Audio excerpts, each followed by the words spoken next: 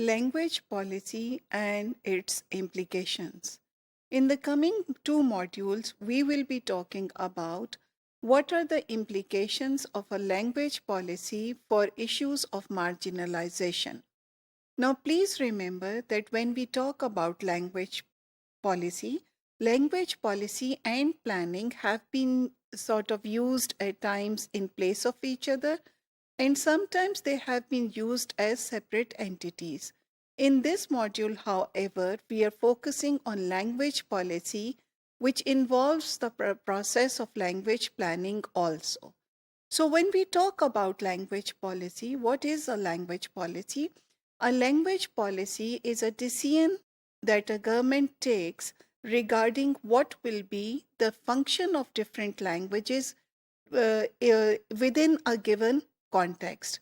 Number two, it thinks about how to plan the development of a language in accordance with the function ascribed to it.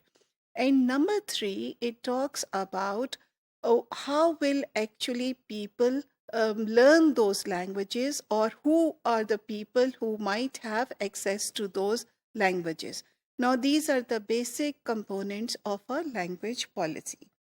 Now, we will talk about how language policy has a bearing on the marginalization of people. How do they affect social exclusion, and how do they structure social class? So once a linguistic hierarchy has been set up by the government, for whatever reasons might be, more often than not, as Dr. Tariq Rahman always argues, and I totally agree, these reasons are more political rather than just pragmatic. That is, they are not based on need as much as they are initiated by a political thought behind them.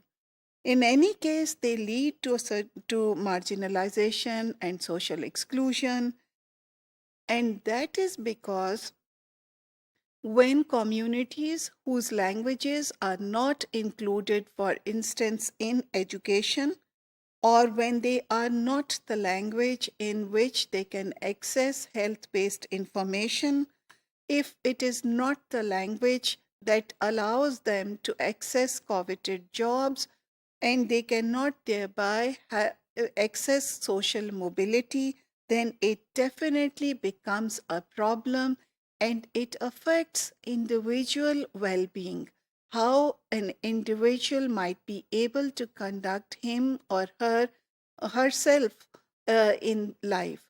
So it affects individual well-being, the life chances that those individuals might have, the opportunities that might be accessible by that individual. Not only that, it also affects the collective well-being, and I would also say collective agency of the people. So for instance, if you want to help somebody, unless and until you know the language of that poor community, you might not be able to reach out to those people to the extent that they might need. So agency is about being able to do something for yourself and for others. And when we talk about well-being, this means your own living standard, your own problems that have been taken care of. So whole communities and not just individuals are affected by a language policy that is made at the top. And it is actually sort of affected, it actually leads to issues of poverty, relative poverty and inequality. So what we are saying over here when we talk about poverty, please remember that poverty is not just economic, it is multidimensional, and it has several facets. So having a sense of shame in yourself, in the way you speak, your language that is looked down upon by other people, when you face a certain kind of ridicule by others, it's also an aspect of poverty.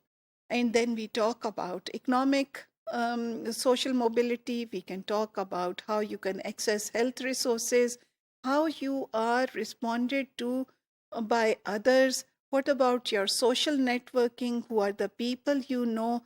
They are all affected by the language that you speak.